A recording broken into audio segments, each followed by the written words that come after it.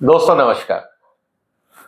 आज की दुनिया में कोई भी देश अपने आप कोई ऐसी नीति नहीं बना सकता जिससे कि दुनिया पे उसका गलत प्रभाव जाए।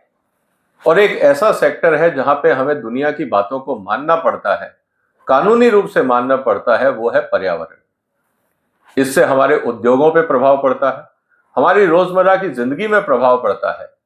और आने वाले दिनों में जिस तरह से क्लाइमेट को लेकर पूरी दुनिया में कानून बदल रहे हैं, हमारे अपने देश के अंदर और हमारे साथ होने वाले व्यापार, चाहे हम आयात करें या निर्यात, उस पर असर पड़ेगा। और इसका मतलब ये है कि हमारे रोजगार पे भी असर पड़ेगा। हाल ही में जो मीटिंग संपूर्ण हुई है ब्राजील के अंदर, COP30, उसमें कुछ ऐसी बातें कही गई हैं जिससे आने वाले दिनों में भारत में जो उद्योग जगत है उस पर काफी प्रभाव पड़ेगा। और यहां तक कि हमारे कॉलेजेस और स्कूल को अपने करिकुलम को भी बदलना होगा, क्योंकि जिस तरह से नए स्किल की रिक्वायरमेंट आएगी वो एक तरह से बहुत बड़ी अपॉर्चुनिटी होगी भारत के लिए। जो स्टार्टअप्स हैं उनके लिए नया काम करने का एक मौका होगा, और जो एग्जिस्टिंग कंपनीज हैं उनको अपने काम करने के तरीके में सुधार करना होगा, अन्यथा उनके ऊपर एडिशनल टैक्स भी लग सकता है, और अगर वो ज्यादा केयरलेस रहे तो बाजार से बाहर भी हो सकता है। इसी महत्वपूर्ण मुद्दे पे आज हम चर्चा करेंगे और ये जानने का प्रयास करेंगे कि जो COP30 में अभी जो घोषणाएं हुई हैं वो भारत के फायदे के लिए हैं या भारत के लिए नुकसानदायक है। 6-7 अलग अलग मुद्दों के हम चर्चा करेंगे, इसलिए इस वीडियो को अंत तक देखिएगा, क्योंकि आपकी जिंदगी से जुड़ा हुआ सवाल भी होगा और आपके जिस व्यापार से आप जुड़े हुए हैं उससे संबंधित भी आपको इसमें मुद्दे मिलेंगे। सबसे पहला सवाल तो यह आता है दोस्तों कि जो क्लाइमेट चेंज की हम बात कर रहे हैं वो आफ्टर ऑल कानून तो बना दिए, लेकिन अब उसका पालन कैसे हो? आप किसी भी कंपनी से पूछिए, वो ये कहते हैं कि हम करना तो चाहते हैं लेकिन पैसा नहीं है। इसको लेकर COP30 में इस बार बहुत गंभीर चर्चा हुई है। इसीलिए मेरा निवेदन है कि आप इस वीडियो को अंत तक देखिए और इस वीडियो को शेयर करिए और इस चैनल को सब्सक्राइब भी कर लीजिए अगर अभी तक नहीं किया है। इस बार जो निर्णय हुआ वो हुआ एडेप्टेशन फाइनेंस को लेकर, मतलब जो कानून बनाए जा रहे हैं, जो गाइडलाइंस बनाई जा रही हैं, उनको हम कैसे अपनाएं।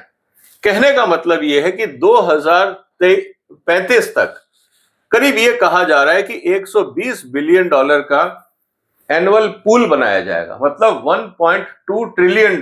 10 साल की हम बात कर रहे हैं। $1.2 ट्रिलियन अगले 10 साल में खर्चे जाएंगे क्लाइमेट चेंज के मुद्दों पर। हर साल करीब $120 बिलियन का खर्च होगा। अब ये बहुत बड़ी बिजनेस अपॉर्चुनिटी है, क्योंकि $120 बिलियन जहां भी खर्च होगा वहां नई टेक्नोलॉजीज चाहिए होंगी, नए संसाधन चाहिए होंगे, नए स्किल चाहिए होंगे, नए काम करने के तरीके चाहिए होंगे। क्या हम उसके लिए तैयार हैं? अगर हम उसके लिए तैयार हैं, आपकी कंपनी अगर उसके लिए तैयार है, तो $120 बिलियन में कुछ हिस्सा आपको भी मिल सकता है। ये बहुत इंटरेस्टिंग बात है। इससे क्या होगा कि जो फोकस है early warning system, heat stress adaptation, climate proof infrastructure और रेजिलियंस, ये एक फोकस रहेगा जहां पे $120 बिलियन हर साल खर्चे जाएंगे। और भारत तो इतनी बड़ी अर्थव्यवस्था है और भारत का योगदान क्लाइमेट चेंज में सबसे ज्यादा होगा, क्योंकि हमारी आबादी सबसे ज्यादा है। इसलिए भारत में बहुत इन्वेस्टमेंट होगा। क्या आपकी कंपनियां, आपके सिस्टम्स तैयार हैं इन क्षेत्रों में काम करने के लिए? ये इनोवेटिव अप्रोचेस होंगी। पुराने काम को सुधारना जरूरी हो जाएगा। तो भारत के लिए इसमें पॉजिटिव क्या है? जैसा मैं कह रहा हूं कि हमारे लिए जो क्लाइमेट वल्नरेबल कंट्रीज हैं, खासकर भारत जैसे देश, उनको इंक्रीज्ड एडेप्टेशन फंड की जरूरत पड़ेगी ताकि वो अपने देश में सुधार कर सकें। उदाहरण के लिए heat waves, Delhi, Rajasthan, UP. अब हीट वेव्स को कंट्रोल करने के लिए किस तरह का इंफ्रास्ट्रक्चर या टेक्नोलॉजी चाहिए, इस पे अब काम करने की जरूरत है। साइक्लोन्स की अर्ली वार्निंग सिस्टम, कैसे उसको मिटिगेट करें, इस पे काम करने की जरूरत है। कोस्टल इरोजन यहां पे बहुत बड़ा मुद्दा है, और फ्लड्स, इसको कैसे हम कंट्रोल करें, नदियों के पार्ट को कैसे बनाएं, ये सब चीजों पे इन्वेस्टमेंट्स की जरूरत पड़ेगी। तो ये अगर आपकी कंपनियां इस क्षेत्र में है तो ये आपके लिए फायदे का सौदा है।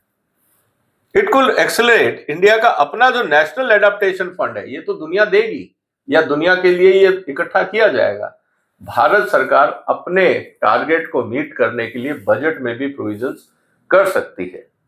इसमें एक चीज नेगेटिव जो है वो ये है कि ये 35 साल का प्रोग्राम है, मतलब 2035 तक 10 साल का प्रोग्राम है। आप अगर चाहें कि रातों रात सब फ्रंट पे काम हो जाए, ऐसा नहीं होगा, क्योंकि पैसे की शॉर्टेज है। इसीलिए भारत सरकार को पिच इन करना पड़ेगा। और एक सबसे इंपॉर्टेंट चीज ये है कि बाइंडिंग कमिटमेंट्स नहीं है। अगर हम ढीले रहे, हमने अगर कोई माइलस्टोन्स नहीं दिखाए, तो जो देश आगे बढ़ेंगे, एग्रेसिवली काम करेंगे, फंड उसकी तरफ चला जाएगा।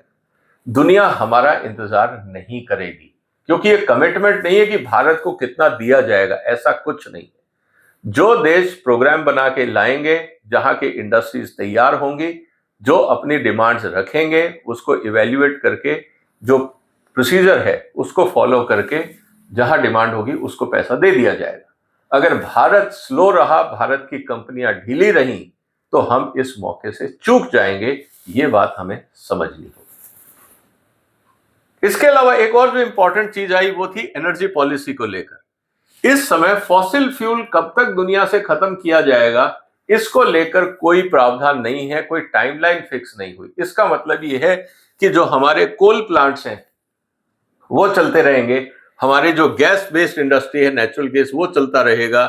जो हमारे यहाँ पे पेट्रोल बेस्ड इंडस्ट्रीज हैं, जो पोल्यूशन भी कर रही हैं, उनको आप बंद करने की अभी कोई ऐसी जबरदस्ती नहीं होगी।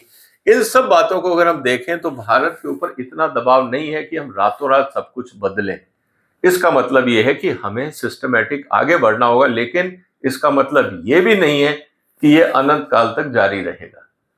अगली मीटिंग में इस पे प्रावधान आ सकते हैं, इस बात को आपको ध्यान रखना पड़ेगा। तो पॉजिटिव क्या है? भारत अपनी जो रिन्यूएबल एनर्जी की रिक्वायरमेंट है उसको बढ़ाता रहे, वहां इन्वेस्टमेंट जरूरी है, ग्रीन हाइड्रोजन पे काम करता रहे और maintain stable load base for economic growth. हम अचानक पावर सप्लाई को, कोल इंडस्ट्री को बंद नहीं कर सकते, तब तक हम अपनी डेवलपमेंट का काम करते रहेंगे, ये पॉजिटिव है। लेकिन लॉन्ग टर्म रिस्क क्या है दोस्तों इसमें?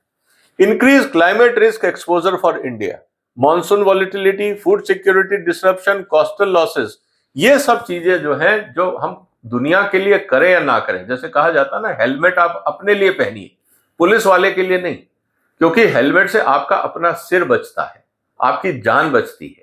इसी तरह से क्लाइमेट आप दुनिया के लिए नहीं कर रहे हैं, आप जो क्लाइमेट प्रोटेक्शन का एक्टिविटी कर रहे हैं, उससे जो दिल्ली में पॉल्यूशन हो रहा है, इससे भी आपको निजात मिलेगी। तो ये दुनिया के दिखाने के लिए नहीं है, ये अपने भले के लिए, अपनी सेहत को बचाने के लिए, अपने देश को बचाने के लिए भी क्लाइमेट चेंज पे काम करना जरूरी। तो प्रेशर जो है वो हमारे को इंटरनली बिल्ड करना पड़ेगा, ताकि हम डोमेस्टिक सिस्टम को स्ट्रेंथन कर सकें, अपनी एनर्जी रिक्वायरमेंट को पॉल्यूटिंग एनवायरनमेंट से हटाकर नॉन पॉल्यूटिंग की तरफ ले जाएं, तो ये एक अच्छी बात होगी। एक और इंपॉर्टेंट डेवलपमेंट हुआ, वो था फॉरेस्ट को लेकर, बायोडायवर्सिटी। भारत के पास बहुत सारी बायोडायवर्सिटी, लेकिन हमारा मैनेजमेंट बहुत खराब है। ये मैं चर्चा आपके साथ करूंगा। इसका फायदा क्या है? फॉरेस्ट फाइनेंस होगा, $125 billion tropical forest forever facility उन कंट्रियों को दिया जाएगा जो फॉरेस्ट कंजर्वेशन पे काम कर रहे हैं। तो भारत के लिए क्या है? हमारे पास बहुत सारा ट्रॉपिकल फॉरेस्ट है, नॉर्थ ईस्ट में, वेस्टर्न घाट्स में, अंडमान निकोबार, बहुत सारी जगह पे हम फॉरेस्टेशन पे काम कर सकते हैं और इसको हम स्केल अप भी कर सकते हैं। जो स्टेट्स हैं उनको फॉरेस्ट ग्रोथ और कार्बन सिंक की परफॉर्मेंस दिखानी होगी। अगर आप अपनी परफॉर्मेंस दिखा रहे हैं तो आपको रिवार्ड दिया जाएगा।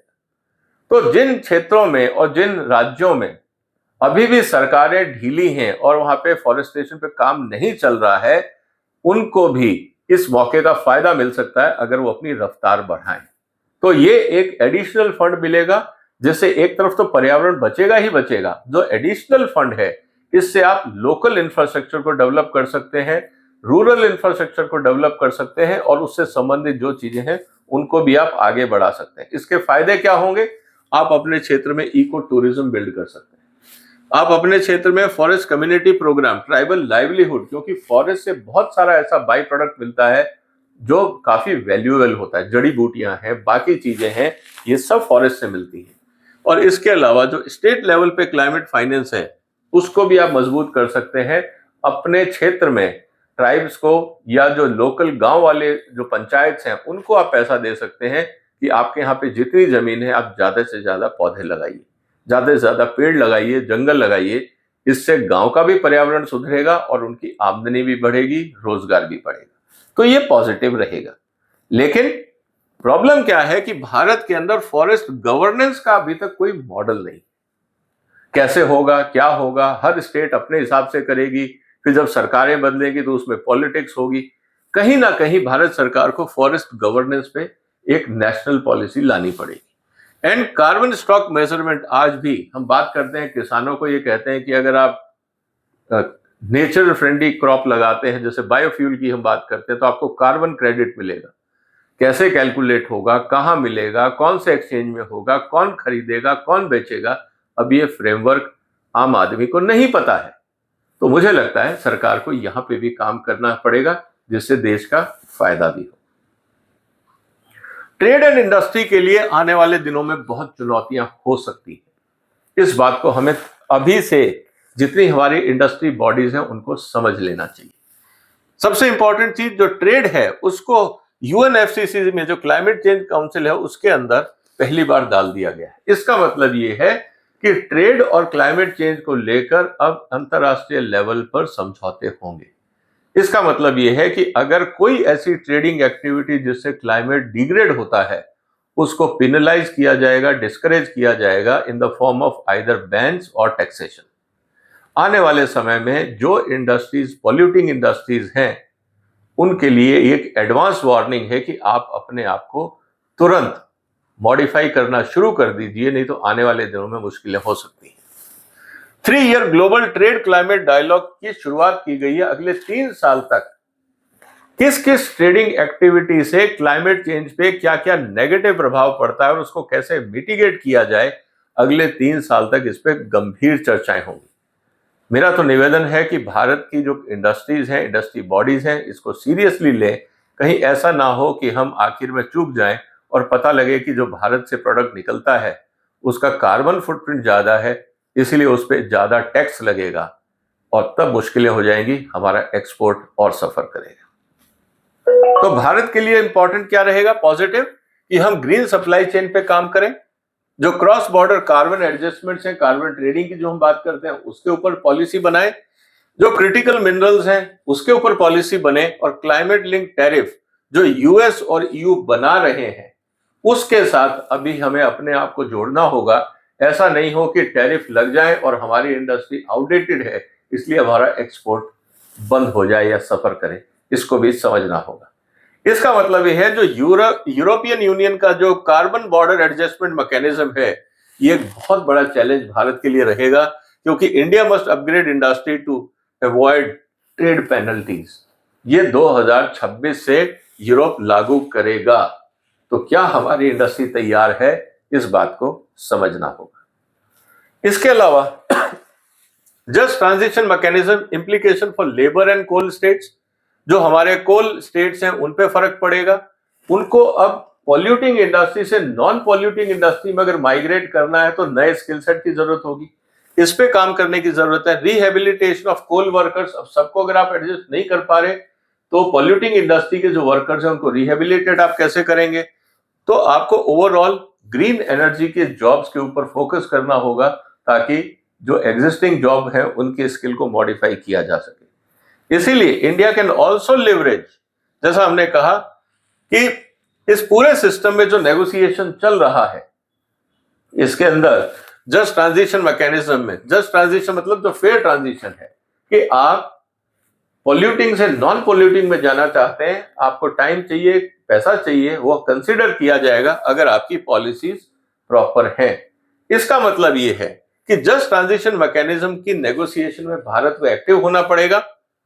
चीपर फाइनेंस हमें मिल सकता है ग्रीन हाइड्रोजन के लिए, हमें सपोर्ट मिल सकता है ईवीज की सप्लाई चेन के लिए। म्युनिसिपैलिटीज या जितनी भी पब्लिक ट्रांसपोर्ट है आप उसको ईवी में कन्वर्ट करें, उसके लिए भी अंतरराष्ट्रीय फंड मिल सकता है। और technology transfer for grid modernisation, इसके लिए भी अंतरराष्ट्रीय फंडिंग मिल सकती है। रही बात क्लाइमेट डिप्लोमेसी की, यहाँ पे इंडिया बहुत बड़ा रोल प्ले कर सकता है, पहले भी हम लोगों ने किया।